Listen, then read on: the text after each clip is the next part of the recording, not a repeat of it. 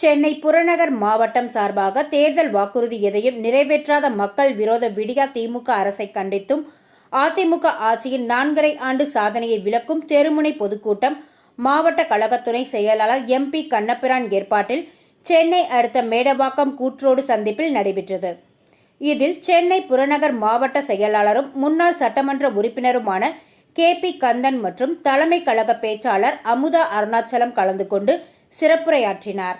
இதில் 1000க்கும் மேற்பட்ட மகளிர் மற்றும் பொதுமக்கள் கழக தொண்டர்கள் கலந்து கொண்டனர்.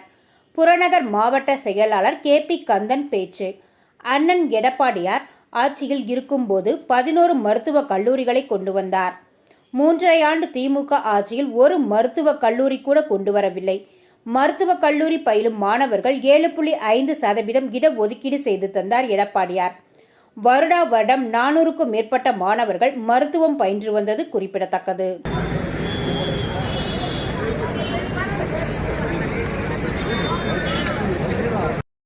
அருமை தம்பி MP கண்ணபிரான் அவர்களே, நம் தலைவி புரட்சி தலைவி அம்மா இன்னைக்கு அந்த திட்டம் எங்கே காட்டும். என்ன அவங்க வீட்டுக்கார பேருன்னா பாவாடை.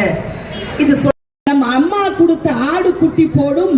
ஆட்சிக்கு வரதுக்கு முன்னாடி +2 படிக்கிற மாணவனுடைய இதயமோ லேப்டாப்.